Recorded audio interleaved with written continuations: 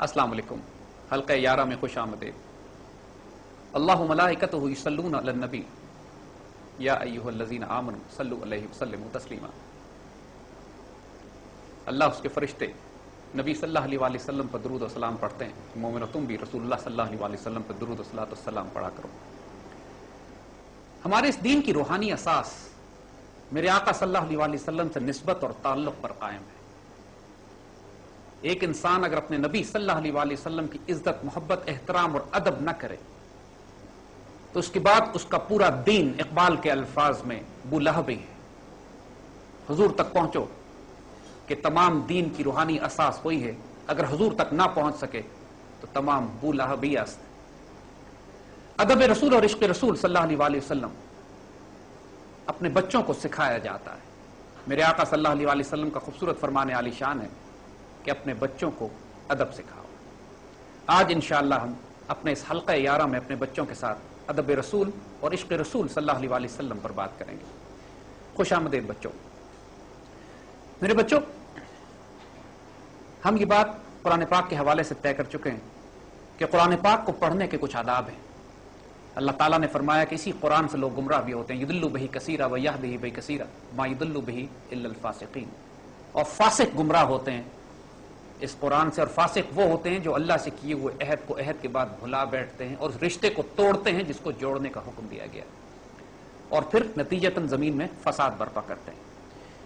جس عہد کو یاد کرنے کا حکم دیا گیا ہے وہ لا الہ الا اللہ ہے، وہ عہد الست ہے، وہ رشتہ ہے، وہ عہد ہے جو، اور جس کو حضور صلی اللہ علیہ وآلہ وسلم نے فرمایا کہ اپنے ایمان کی عہد کی تجدید لا الہ الا اللہ کا کثرت سے ذکر کرنے کا حکم دیا۔ اسی طرح جس رشتے کو جوڑنے کا حکم دیا گیا ہے، سب سے بڑا رشتہ جس کو جوڑنے کا حکم ہے وہ نسبت رسول ہے صلی اللہ علیہ وآلہ وسلم، ادب رسول صلی اللہ علیہ وآلہ وسلم۔ اپنے رسول سے نسبت اور تعلق قائم نہ ہو۔ قرآن میں دوسرے موقع پہ جہاں اسی آیت کی جب تشریح فرمائی گئی تھی، من یکفر بالطاغوت ویؤمن باللہ، جو طاغوت کا کفر کرتا ہے اور اللہ پر ایمان لاتا ہے، یعنی لا الہ اور الا اللہ کہتا ہے، فقد استمسک بالعروۃ الوثقی لا انفصام لہا، وہ سیدنا عروۃ الوثقی صلی اللہ علیہ وآلہ وسلم سے ایسی نسبت اور تعلق قائم کر لیتا ہے کہ رشتہ پھر کبھی ٹوٹنے والا نہیں۔ اور یہ اللہ کا ذکر انسان کے قلب کو روشن کرتا ہے، انسان کا تعلق قائم کرتا ہے اپنے رب کے ساتھ۔ لیکن اپنے آقا اور نبی کریم صلی اللہ علیہ وآلہ وسلم سے نسبت اور تعلق قائم رکھنے کے لیے اللہ نے ہمیں حکم فرمایا ہے کہ رسول اللہ صلی اللہ علیہ وآلہ وسلم پر کثرت سے درود شریف پڑھا جائے۔ آج بچوں ہم آپ کو ادب رسول کے حوالے سے بات کریں گے۔ بیٹے جان، ایک بات ذہن میں رکھنا، حضور صلی اللہ علیہ وآلہ وسلم کا ادب ہمارے دین کی، ہماری روحانی اساس ہے۔ دو گناہ ایسے ہیں کائنات میں جن کو اللہ معاف نہیں کرتا۔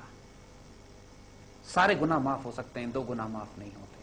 ایک گناہ شرک ہے، اگر کوئی شخص اللہ تعالیٰ سے شرک کرے تو معاف نہیں ہوتا، اور دوسرا گناہ گستاخی رسول۔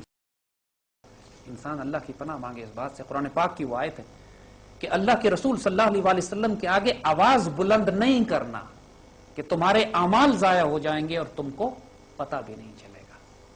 اتنی شدید وعید، اتنی سخت وارننگ قرآن پاک میں شاید ہی کسی جگہ پر آئی بھی ہو، اور یہ کس بات پر؟ کہ رسول اللہ صلی اللہ علیہ وآلہ وسلم کے آگے آواز بلند نہیں کرنا۔ ادب کا یہ معاملہ، یہ معیار، یہ مقام ہے۔ ہم جب بچوں اپنے صحابہ کرام کی زندگیوں میں دیکھتے ہیں، ہمارے بزرگوں نے جو مثالیں ہمارے سامنے ادب رسول کے قائم کی ہیں، وہ اتنی حیرت انگیز ہیں کہ آج ہمارے لیے تصور کرنا ممکن ہے کہ اتنا ادب رسول کیسے کیا جا سکتا ہے۔ اور ادب ہی پہلا قرینہ ہے محبت کے قرینوں میں۔ جب ادب کرتا ہے انسان، اس کے بعد محبت پیدا ہوتی ہے۔ با ادب ہی با نصیب ہوتا ہے، بے ادب ہی بے نصیب ہوتا ہے۔ اس لیے ادب کی بات کرنا ضروری ہے۔ اگر ادب کی بات نہ کی جائے، اس کے بعد آپ قرآن پڑھیے، نماز پڑھیے، کیجیے، لیکن اگر گستاخ رسول ہیں، بے ادبی رسول ہے تو بیٹا سب بیکار ہے، پھر کچھ نصیب نہیں۔ اس معاملے میں اس بات کو ذہن میں رکھنا، اور نازک معاملہ ہے، اس معاملے پہ احتیاط کرنے کی ضرورت ہے کہ انسان نبی کریم صلی اللہ علیہ وآلہ وسلم کے شان میں، اور ہم آپ کو مثالیں دے کے بتاتے ہیں ہمارے بزرگ کس طرح ادب کرتے تھے، محبت کیسے ہوتی تھی۔ آج عجیب و غریب بات یہ لگے گی، ایک مرتبہ جب صلح حدیبیہ کے موقع کے اوپر جب مسلمان اکٹھے تھے، حدیبیہ کا معاہدہ بھی سائن نہیں ہوا تھا، تو کفار میں سے ایک آدمی آ کر مسلمانوں کی جماعت کو دیکھتا ہے اور واپس جا کے کفار سے کہتا ہے کہ اس جماعت سے جنگ مت کرنا، یہ عجیب و غریب لوگ ہیں۔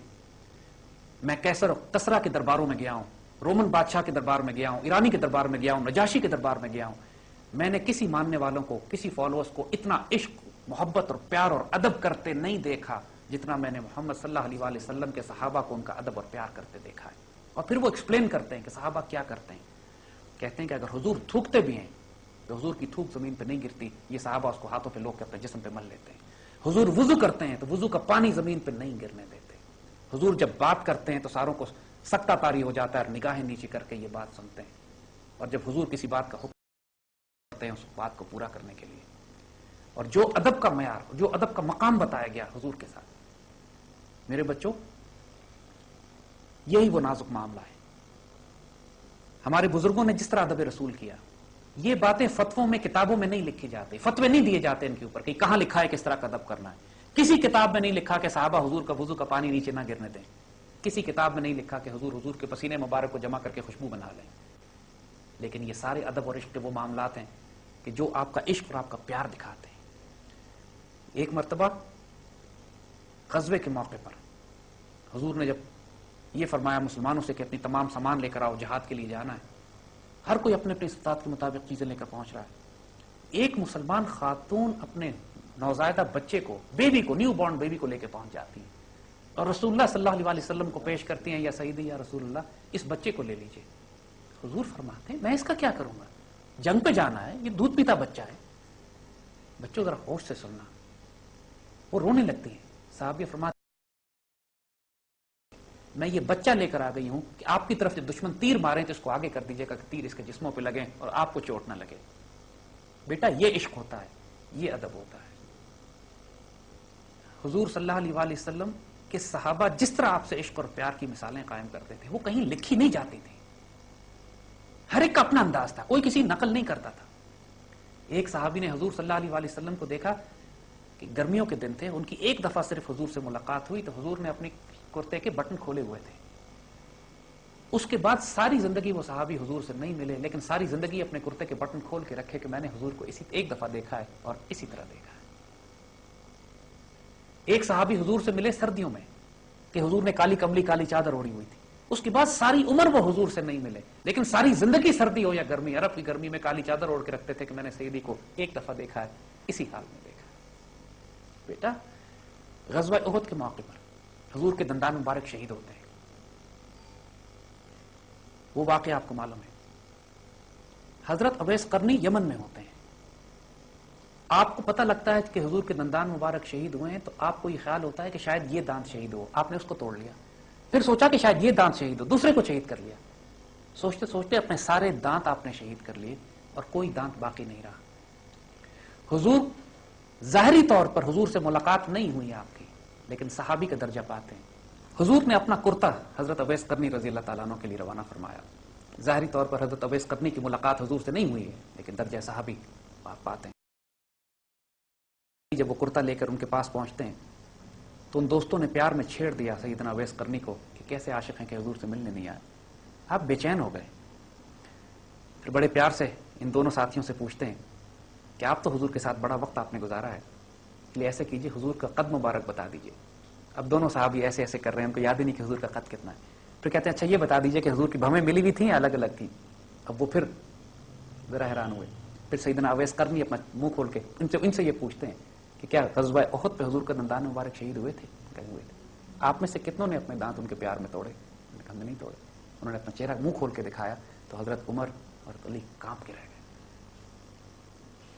پھر ان کو اندازہ ہوا کہ اس عاشق کا مقام کیا ہے۔ پھر وہ کرتا حضور کا پیش کیا، انہوں نے کرتا پہنا اور آپ سجدے میں چلے گئے، اور پھر اللہ تعالیٰ سے آپ نے پھر امت کے مغفرت کے لیے جو طویل دعا فرمائی۔ میرے بچوں یہ ادب رسول کے معاملات یہ دل کے معاملات ہوتے ہیں۔ ایک مرتبہ ایک صحابی نے ایک درخت کے نیچے سے حضور کو سر جھکا کے گزرتے ہوئے دیکھا۔ درخت نیچے تھا، حضور ماشاءاللہ طویل قامت تھے، آپ نیچے سے تشریف لے گئے تو سر جھکایا آپ نے۔ وہ صحابی چھوٹے قد کے تھے، ساری عمر اس درخت سے جب وہ گزرتے رہے تو سر جھکا کے گزرتے رہے، حالانکہ سر جھکانے کی ضرورت نہیں تھی انہیں۔ فرماتے ہیں اس لیے کہ میں نے رسول اللہ کو ایسے ہی کرتے دیکھا۔ امام مالک، مالکی فقہ کے اتنے بڑے امام، امت ان کی مدینہ منورہ میں ماشاءاللہ دفن ہے. ساری عمر آپ نے مدینے سے باہر قدم نہیں نکالا سوائے حج کے لیے. مدینہ منورہ میں آپ جوتے نہیں پہنتے تھے, گھوڑے پہ سواری نہیں کرتے تھے. لوگوں نے پوچھا کیوں؟ کہتے اس لیے کہ جس جگہ میرے آقا صلی اللہ علیہ وسلم زمین پہ چلتے پھرتے ہوں وہاں مجھے شرم آتی ہے کہ میں جوتے پہنوں اور میں گھوڑے پہ سواری کروں. بیٹا جب ادب رسول کے معاملات ہوتے ہیں نا, وہاں یہ نہیں پوچھا جاتا کہ یہ کہاں لکھا ہے, یہ کون سا فتویٰ ہے. عشق بذات خود ایک فتویٰ ہے, عشق رسول بذات خود ایک انداز زندگی کا نام ہے. یہ تو ساری جائز باتیں ہیں. ہم آپ کو ایک مثال دیتے ہیں کہ ادب رسول کا اتنا بڑا مقام ہے کہ انسان اگر حرام کام بھی غلطی سے کر جائے تو تب بھی دیکھو کتنا بڑا اجر پا جاتا ہے. ایک مرتبہ حضور صلی اللہ علیہ وسلم کا بہت سارا خون نکلا, تو آپ نے ایک پیالے میں خون جمع کر کے ایک صحابی کو دیا کہ جاؤ لے جاؤ اور اس کو پھینک کے آ جاؤ. وہ صحابی لے گئے اور تھوڑی دیر بعد واپس آئے تو حضور نے ان کو دیکھ کے پوچھا کہ خون کا کیا کیا؟ کہتے ہیں سیدی مجھے شرم آئی کہ آپ کا خون زمین پر پھینکوں تو میں اس کو پی گیا. اور حضور نے اس کے بعد کیا فرمایا؟ اب دیکھیے ظاہراً حرام کام ہے, خون پینا جائز نہیں, لیکن چونکہ اپنے عشق میں اپنی معصومیت میں وہ کام کر گئے تو حضور کیا فرماتے ہیں کہ جس جسم کے اندر میرا خون چلا گیا ہے اب اس پر جہنم کی آگ حرام ہے. بیٹا عشق رسول اور ادب رسول کا بہت بڑا مقام ہے, اور بچوں کو یہ ادب سکھائے جاتے تھے. ادب کی مثالیں ہم آپ کو دیتے ہیں تھوڑی سی, تو آپ کو معلوم ہو کہ ادب کہتے کس کو ہیں. حضرت ابوبکر صدیق رضی اللہ تعالیٰ عنہ نے حضور کے پردہ فرمانے کے بعد جب مسجد نبوی کے منبر مبارک پر کھڑے ہو کر خطبہ دینا شروع کیا تو آپ اس سیڑھی سے نیچے کھڑے ہوئے جس پر حضور تشریف رکھتے تھے, کہ ایک سیڑھی نیچے آپ کھڑے ہوئے کہ ادب کا یہ مقام ہے, میں اس سیڑھی پر نہیں کھڑا ہوں گا جس پہ. اس کے بعد جب حضرت عمر کی باری آئی, حضرت عمر نے جب خطبہ دینا شروع کیا تو آپ اس سیڑھی سے نیچے کھڑے ہوتے تھے جس پر حضرت ابوبکر صدیق کھڑے ہوتے تھے. یعنی اپنا اور نیچے مقام آپ نے, ادب کا مقام. یہ کہیں لکھا ہوا نہیں ہے کہ اس طرح کرنا ہے, لیکن یہ ادب کے مقامات ہیں. اسی طرح جب روضہ مبارک پر آپ کو معلوم ہے نا کہ حضور کے روضہ مبارک کے ساتھ سیدنا ابوبکر اور سیدنا عمر رضی اللہ تعالیٰ عنہ کے روضے بنے ہوئے ہیں, اور ان کی ترتیب بھی اسی طرح ہے کہ حضور کے روضے کے ساتھ حضرت ابوبکر صدیق کا روضہ ذرا نیچے کر کے, اور ان کے ساتھ حضرت عمر کا روضہ ہے وہ نیچے کر کے, تینوں ایک لائن میں نہیں ہے. یہ ادب مینٹین کیا گیا. قرآن پاک میں جو احکامات آئے ہیں حضور صلی اللہ علیہ وسلم کے ادب کے حوالے سے, مسجد نبوی کے ادب کے حوالے سے, کہ جب تم حضور کے پاس, مومنین کی نشانی یہ بتائی گئی ہے کہ جب یہ حضور کے پاس جمع ہوتے ہیں کسی کام کے لیے, جب واپس جاتے ہیں تو اجازت لے کے جاتے ہیں, اس وقت تک ہلتے نہیں جب تک اجازت نہ لے لیں. حضور کے پاس آتے ہیں, حضور کے گھروں میں داخل نہیں ہوتے جب تک اجازت نہ لے لیں. ہر کام اذن سے ہوتا ہے, پرمیشن سے ہوتا ہے. مسجد نبوی میں آج بھی جو عاشق ہیں, جو عشق کرنے والے ہیں, پیار کرنے والے ہیں, ان کے وجود کو دیکھ کے پتہ لگ جاتا ہے کہ یہ ادب رسول, عشق رسول, محبت رسول میں ڈوبے ہوئے ہیں. وہ ایک شعر ہے بڑی خوبصورت نعت کا, غلامان رسول دور سے پہچانے جاتے ہیں, بدن لرزیدہ لرزیدہ, سر شوریدہ شوریدہ, جسم کانپ رہا ہوتا ہے, سر جھکے ہوئے ہوتے ہیں, دور سے پہچانے جاتے ہیں کہ یہ عاشق رسول.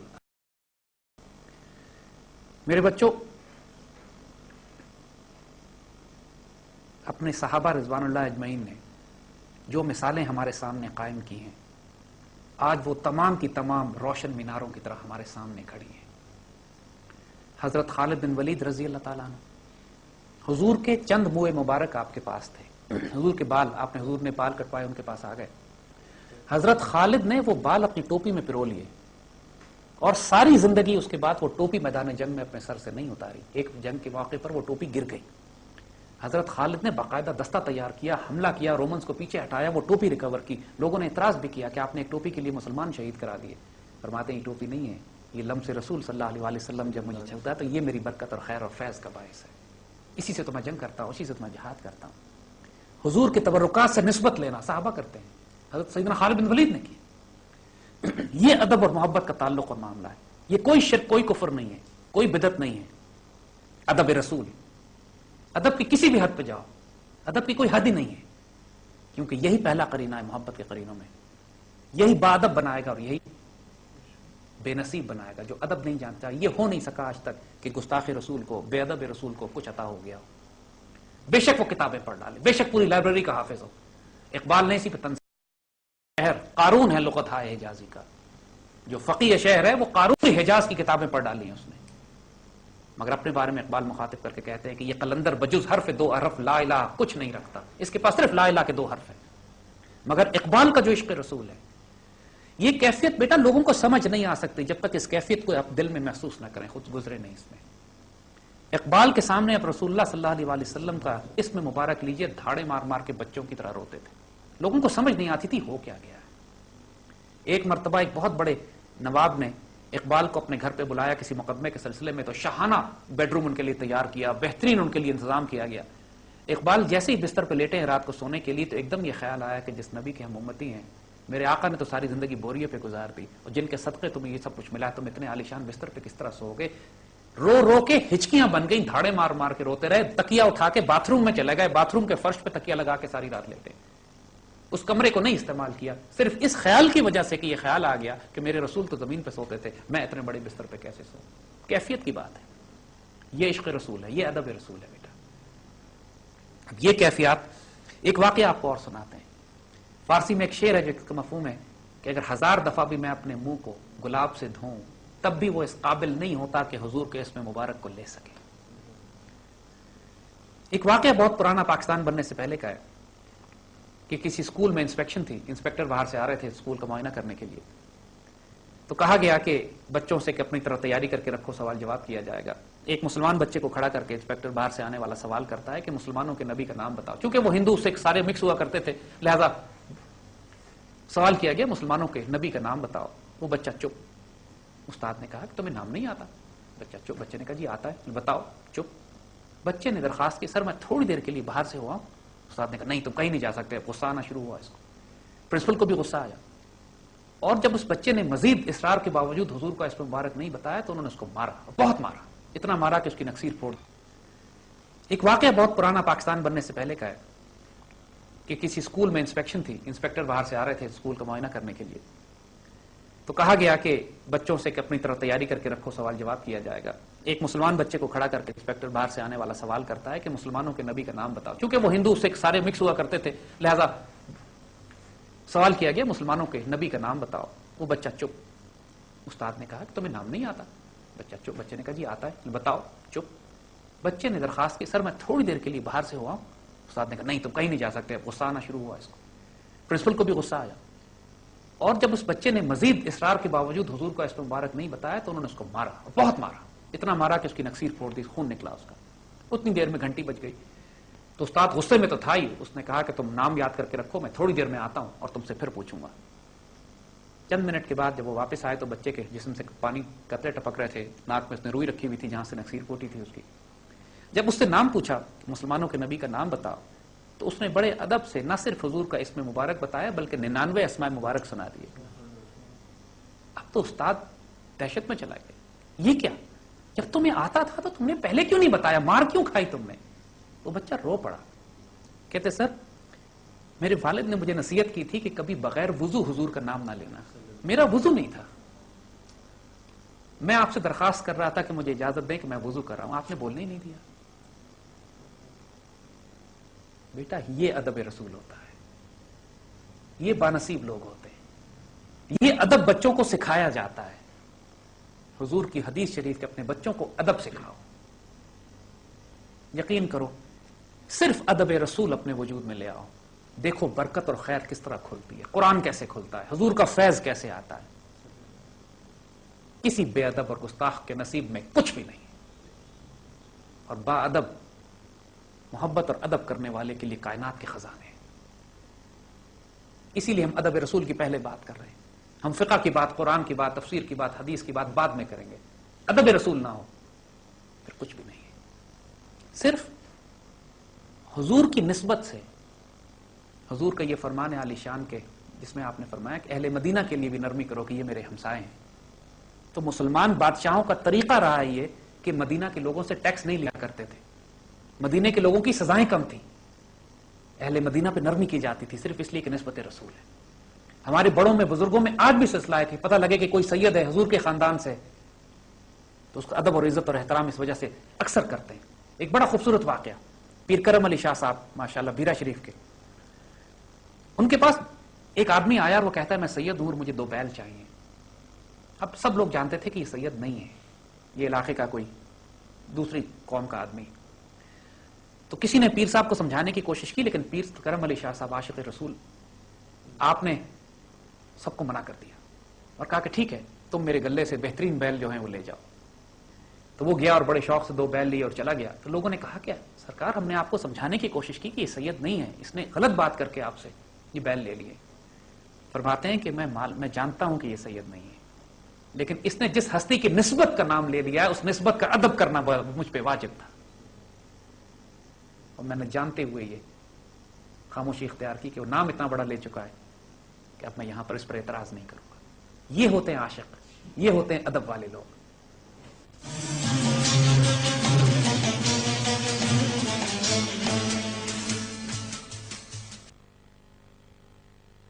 جو سب سے خوبصورت ذکر جو اللہ تعالیٰ نے جس کا ہمیں حکم بھی فرمایا, جو اللہ اس کے ملائکہ بھی, وہ درود شریف.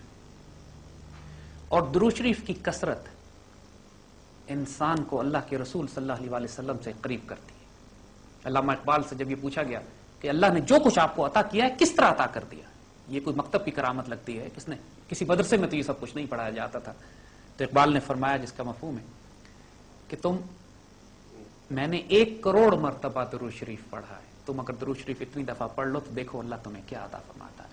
اور پھر اقبال کا مقام دیکھیے کہ وہ واقعہ زندہ رود میں جو ان کی سوائے عمری ان کے بیٹے نے لکھی ہے اس میں درج ہیں یہ واقعات, کہ ایک مرتبہ کشمیر سے ایک سید زادے آتے ہیں, علامہ اقبال کو دیکھتے ہی دھاڑے مار مار کے رونے لگتے ہیں. تو اقبال سمجھے شاید ضرورت مند ہے, کچھ پیسے نکال کے دینے کی بات کی. انہوں نے کہا نہیں میں ضرورت مند نہیں ہوں, میرا خواب سچا ہو گیا اس لیے روتا ہوں. انہوں نے پوچھا خواب کیا ہے؟ تو فرماتے ہیں کہ میں نے خواب میں دیکھا ہے کہ ایک جماعت کھڑی ہونے, یہ بہت بڑی, اور جماعت کی قیادت خود حضور فرما رہے ہیں, امامت حضور فرما رہے ہیں, اور حضور جماعت نہیں کرا رہے, بار بار موڑ کے پیچھے دیکھتے ہیں اور پوچھتے ہیں جماعت سے کیا اقبال آ گیا ہے. اور پھر کسی فقیر کو بھیجا جاتا ہے, اقبال آتے ہیں, ایک خوبصورت نوجوان آتا ہے, وہ اس کو حضور اپنے داہنی طرف کھڑا کرتے ہیں اور پھر جماعت شروع ہوتی ہے. تو میں یہ دیکھنے آیا تھا کہ وہ وجود ہے کون جس کے انتظار میں حضور جماعت رکوائے کھڑے تھے. بچوں عشق اور ادب رسول کے جب مقام عطا ہوتا ہے نا پھر یہ عطا ہوتا ہے تحفہ. درود شریف ایک وہ اللہ تعالیٰ کا ایک ذکر ہے, وہ حضور پہ ایک برکت اور خیر کی دعا ہے. مرد مومن کی دعا قبول نہیں ہوتی جب تک اس کے آگے اور پیچھے درود شریف کے پر نہ لگے ہوئے ہوں. کوئی عبادت سب ضائع ہو سکتی ہے, درود شریف ضائع نہیں ہوتا جو حضور پر بھیجا گیا ہو. حضور صلی اللہ علیہ وسلم سے نسبت اور تعلق اور درود شریف کی برکت ہے, اپنی زندگیوں کا جز بنا لو. ادب رسول کے حوالے سے کبھی کیجول نہ ہونا, کمپرومائز نہ ہونا. جو مرضی کتاب, جو مرضی تبصرے, قرآن کی تفسیریں یا کسی شخص کی کوئی روایت, اگر حضور صلی اللہ علیہ وسلم کے بارے میں کوئی کمزور بات کرتی ہے, سخت بات کرتی ہے, اس کو ریجیکٹ کر دو, وہ گستاخی پہ مبنی ہے, اس سے کوئی فیض نہیں ملے گا تمہیں. کسی کتاب کو, کسی تفسیر کو اگر جانچنا ہے کہ یہ ٹھیک ہے یا غلط ہے, صرف یہ دیکھو کہ حضور کے معاملے میں اس نے ادب رسول کا رویہ اختیار کیا ہے یا گستاخی سے لفظ استعمال کرتا. ایک آپ کو چھوٹی سی مثال بھی دے دیتے ہیں کہ صحابہ اکرام رضوان اللہ اجمعین نے کبھی بھی حضور کو پہلے نام سے, فرسٹ نیم سے نہیں پکارا, محمد کہہ کے نہیں مخاطب کرتے تھے. یا رسول اللہ فداکم بی وبی, قربان آپ پہ میرے ماں, میرے باپ, میرے جان, میرے مال, میری عزت, میری آبرو. کسی کو یہ حق نہیں ہے کہ حضور کو پہلے نام سے پکارے. حضور کو یا سید یا رسول اللہ کہہ کے مخاطب کیا جاتا ہے. حضرت عبداللہ بن عمر رضی اللہ تعالیٰ عنہ جب حضور کے روضے پاک پہ حاضری دینے کے لیے بھی آتے ہیں, حضرت عمر کے بیٹے حاضری دینے کے لیے آتے ہیں تو کہتے ہیں الصلاۃ والسلام علیک یا رسول اللہ, پھر السلام علیک یا ابی بکر, اور السلام علیک یا ابی, اپنے والد کو پھر سلام کرتے ہیں. حضور کو نام نہیں لیتے, یا رسول اللہ. اور یہ تمام صحابہ کا طریقہ کار یہ رہا. حضرت ابوبکر صدیق بچپن کے دوست ہیں, بچپن کے دوست ہیں. جس لمحے پتہ لگا کہ اب آپ اللہ کے رسول ہیں, مؤدب ہو کے غلام بن گئے, ایک قدم پیچھے آ گئے. اس کے بعد کبھی حضور سے آگے پیش قدمی نہیں کی. حضرت عباس, حضرت حمزہ چچا ہیں حضور کے, بھتیجا ہے, اپنے بھتیجا تو بیٹے کی طرح ہوتا ہے, انسان ڈانٹ ڈپٹ بھی کر لیتا ہے ساری باتیں. جس لمحے آپ کو پتہ لگا کہ آپ اللہ کے رسول بن گئے, چچا نے اس کے بعد چچے کا رتبہ چھوڑ دیا, امتی بن گئے, آپ اللہ کے رسول, میں امتی. ساری عمر پر یہ معاملہ رکھا. اور یہ ادب آج بھی آپ کو ملتا ہے ان سلاسل میں, ان طریقت والے لوگوں میں کہ جو نسبت رسول کے حوالے سے, کیونکہ نبی جس طرح اپنے صحابہ میں ہوتے ہیں وہی ادب کا سلسلہ اہل طریقت جو مرشد کا مقام ہے, جس طرح ادب مرشد کا کیا جاتا ہے. آج بھی جو پرانے قدیم سلسلے ہیں, بادب مؤدب سلسلے ہیں, وہاں پہ مرشد کا جس طرح ادب کیا جاتا ہے, جس طرح ان کے آگے آواز بلند نہیں کی جاتی, جیسے ان کے آگے جھک کے رہا جاتا ہے, جیسے ان کی خدمت کی جاتی ہے, یہ ادب کا سلسلہ آج بھی قائم ہے مرشد والے سلسلوں میں، کیونکہ وہ سنت رسول پر حضور صلی اللہ علیہ وسلم کے اسی مشن کو آگے چلا رہے ہوتے ہیں۔ یہ ادب میرے بچوں سیکھنا پڑتا ہے، اس ادب کو سکھانا پڑتا ہے۔ اس حوالے سے جو سوال اب آپ لوگوں کے ہوں تو جزاک اللہ خیر، موسٹ ویلکم۔ سر میں آپ سے یہ پتہ کرنا چاہ رہا تھا کہ زیارت نبی صلی اللہ علیہ وسلم کس طرح کی نبی صلی اللہ علیہ وسلم کے ساتھ اپنی محبت کس طرح بڑھائی جا سکتی ہے؟ بیٹے جان، زیارت النبی صلی اللہ علیہ وسلم برحق ہے۔ حضور صلی اللہ علیہ وسلم کا جو اپنی امت کے ساتھ آج تعلق ہے وہ اتنا حیرت انگیز تعلق ہے کہ انسان کی عقل اس کو سمجھ نہیں پاتی۔ حضور صلی اللہ علیہ وسلم پردہ فرمانے کے باوجود بھی اپنی امت کی خبرگیری فرما رہے ہیں، امت پہ نگاہ بھی رکھی ہوئی ہے۔ زیارت النبی برحق ہے، صحیح بخاری میں حدیث سے ثابت ہے، تواتر سے تمام مسلمانوں کی تاریخ میں ہزاروں لاکھوں واقعات ایسے ہیں کہ لوگوں کو حضور صلی اللہ علیہ وسلم کی زیارت نصیب ہوتی ہے، اور اس پر تو سینکڑوں کتابیں لکھی گئی ہیں، ہزاروں۔ تاریخ کا جو سب سے مشہور واقعہ جو مسلمان ملٹری ہسٹری کا بھی ہے، تو نور الدین زنگی کو جب حضور خواب میں تشریف لا کے بتاتے ہیں کہ مدینے میں 2 یہودی یا 2 صلیبی حضور کے روضہ مبارک کی بے حرمتی کرنا چاہ رہے ہوتے ہیں، پوری تفصیل بتائی جاتی ہے۔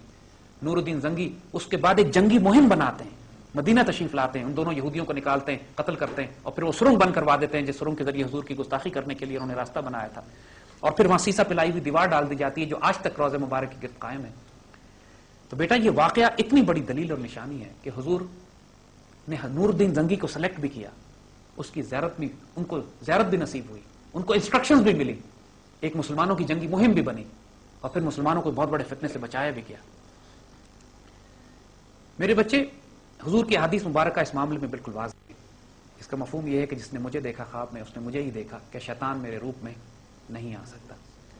ایک حدیث شریف یہ بھی ہے جس کا مفہوم ہے کہ جس نے مجھے خواب میں دیکھا وہ عنقریب مجھے بیداری میں بھی دیکھے گا۔ اس پر ایک بڑی تفصیلی کتاب، بڑی خوبصورت کتاب فیروز سنس کی چھپی ہوئی ہے، عبد المجید صدیقی ایڈوکیٹ صاحب نے لکھی ہے، ہم ریکمینڈ کریں گے کہ اس کتاب کو پڑھیے۔ اس کتاب کا نام ہے زیارت النبی بحالت بیداری، یعنی اس موضوع پر، اس نام پر کتاب مسلمان تاریخ میں شاید نہیں لکھی گئی۔ یہ کوئی 20 سال پرانی کتاب ہے، آج تک کسی شخص نے اس پر اعتراض نہیں کیا، تاریخی حوالوں کے ساتھ انہوں نے بات کی۔ فیروز سنس کی چھپی، جس کو اعتراض ہو فیروز سنس کو پتھر مارے جا کے۔ لیکن یہ کتاب زیارت النبی بحالت بیداری، یہ واقعات امت کی تاریخ میں کثرت سے ہوئے ہیں۔ اس کتاب میں تو حضور صلی اللہ علیہ وسلم کے حوالے سے اتنے واقعات درج ہیں جو مسلمانوں کی مصدقہ کتابوں میں سے ہیں۔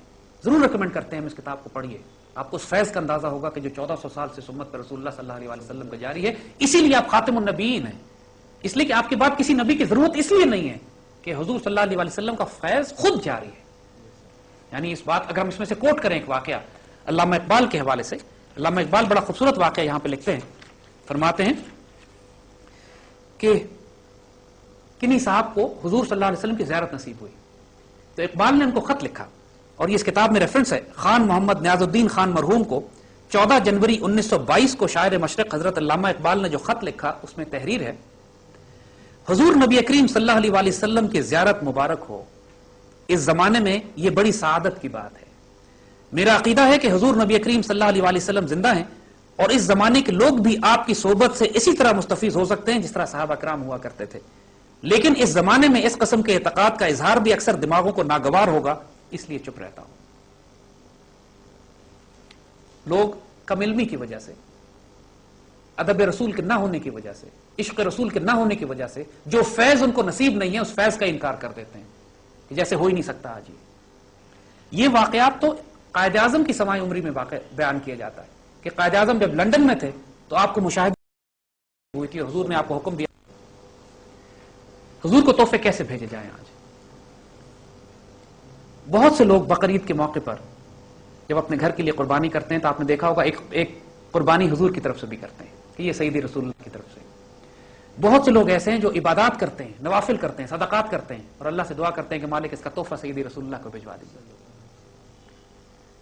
بہت سے لوگ درود شریف بذات خود ایک تحفہ ہے، حضور نے فرمایا کہ تمہیں جو درود شریف پڑھتا ہے جس کا مفہوم ہے کہ وہ مجھ تک پیش کیے جاتے ہیں۔ جو حضور کے پاس آ کے درود شریف پڑھتا ہے، کچھ حضور خود سنتے ہیں، خود جواب فرماتے ہیں، کچھ ملائکہ لے کر حضور تک پہنچتے ہیں۔ کئی حدیث ہیں اس حوالے سے۔ بچوں حضور کو تحفے بھیجو۔ یہاں پر ایسے ایسے بچوں کو ہم جانتے ہیں، آپ کی عمروں کے ہیں، جو رات کو سوتے نہیں جب تک اپنی ساری زندگی کے نیک اعمال حضور کو تحفے میں پیش کر کے نہ سوئیں۔ وہ اپنے آپ کو اللہ کے رسول کے حوالے کر چکے ہوتے ہیں. وہ کماتے ہی اس لیے, نیک عمل کرتے ہی اس لیے کہ میں نے سیدی رسول اللہ کو تحفے بھیجنے. نیک عمال, درود شریف, صدقات, خیرات, بزرگوں کو لوگ تحفے دیتے ہیں نا. لوگ حج بدل بھی کرتے ہیں, عمرہ بدل بھی کرتے ہیں. کسی کی طرف سے, یا اللہ میں اس کی طرف سے حج کر رہا ہوں کہ ثواب اس کا اس کو چلا جائے, تو ثواب حضور کو کیوں نہیں بھیجا جا سکتا؟ یہ تحفے بھیجنے, تحفہ بھیجا کرو. یہ تمام بزرگ کرتے ہیں. کوئی درود شریف کی کثرت کرتا ہے, کوئی نوافل پڑھ کے تحفے بھیجتے ہیں. انسان اپنے لیے تو سبھی کماتے ہیں, لیکن اعمال کے تحفے. اور انشاءاللہ جو تحفہ حضور کے پاس جاتا ہے اس پر آپ کا نام لکھا ہوتا ہے, بتایا جاتا ہے کہ یہ اس بچے نے بھیجا, یہ اس نے بھیجا. اب سوچو تو صحیح کہ آپ کا ذکر اس محفل میں ہو, اس لیے کہ آپ نے تحفہ حضور کو بھیجا.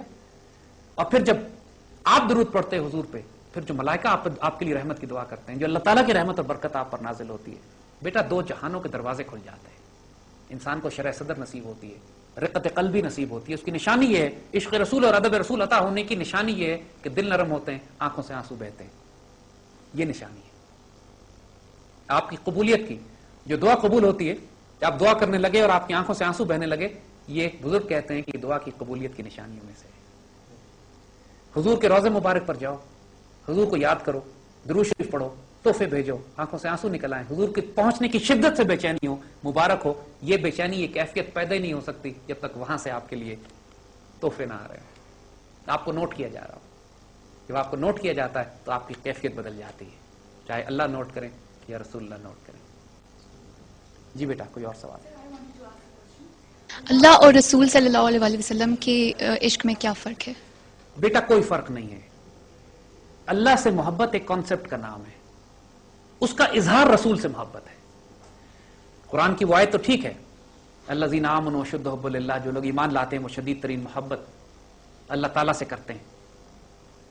لیکن بیٹا ساتھ ساتھ رسول اللہ صلی اللہ علیہ وسلم نے یہ بھی تو فرما دیا ہے نا, جس کا مفہوم ہے کہ تم میں کوئی شخص مومن نہیں ہو سکتا جب تک میری ذات اس کے والدین سے, اس کی ماں سے, اس کے باپ سے, اس کی جائیداد سے, اس کی والدہ سے, اپنے آپ سے زیادہ محبوب نہ ہو جائے. اور پھر یہ آیت قرآن کی, قل ان کنتم تحبون اللہ, اگر تم یہ دعویٰ کرتے ہو کہ تم اللہ سے محبت کرتے ہو, فاتبعونی, مجھ سے پیار کر لو, میری اتباع کرو, مجھ سے عشق کرو, یحببکم اللہ, اللہ تم سے پیار کر لے گا. کوئی ڈائریکٹ پیار اللہ سے نہیں ہوتا. کوئی شخص یہ کہے کہ میں رسول اللہ کو بائی پاس کر کے اللہ سے میرا ڈائریکٹ تعلق ہے, ایسی کوئی چیز نہیں ہوتی. میں اللہ کی تو بڑی اچھی عزت اور محبت اور ادب کرتا ہوں, ایسی کوئی بات نہیں ہے. ایک بات یاد رکھنا میرے بچے, اللہ تعالیٰ اگر پکڑ کر لینا رسول اللہ چھڑا دیں گے. اگر دربار رسول پہ گستاخی ہو گئی پھر کائنات میں کوئی چھڑانے والا نہیں ہے. اس ادب کو یاد رکھنا. مسلمانوں کے لیے کائنات کا سب سے بڑا خزانہ اور میراث ادب رسول ہے. ترکوں نے جب مسجد نبوی شریف بنائی تھی تو ہتھوڑوں پر بھی چمڑے لپیٹ کے رکھتے تھے اور ٹھوکتے تھے کہ کہیں مسجد نبوی میں آواز بلند نہ ہو جائے. جب تک یہ ادب کا پہلو مینٹین نہ کی, جب تک مسلمانوں نے یہ ادب مینٹین کیا, مسلمان دنیا پہ حکومت کرتے تھے. جب گستاخیاں اور بے ادبیاں آنی شروع ہو گئیں, مسجد نبوی میں آوازیں بلند ہونے لگیں, جب مسجد نبوی میں جھگڑے ہونے لگے, جب ادب چلا گیا, مسلمانوں کا زوال شروع ہو گیا. مسلمانوں کو اپنے عروج کے لیے اپنی جہاں جنگی حکمت عملی, اسٹریٹجیز, پلاننگ, ٹیکٹکس اور تعلیم حاصل کرنی ہے, وہاں ہم نے اپنی نسلوں میں, اپنے بچوں میں ادب رسول کو دوبارہ زندہ کرنا ہے, اسی طرح جس طرح ہمارے بزرگ کرتے تھے. اللہ آپ کا حامی و ناصر ہو. انشاءاللہ اس حلقے میں ادب رسول کے حوالے سے انشاءاللہ مزید بات کریں گے. جزاک اللہ خیر. اللہ ہمیں ادب رسول کی, محبت رسول کی اور عشق رسول کی توفیق دے. وعلیکم السلام ورحمۃ اللہ.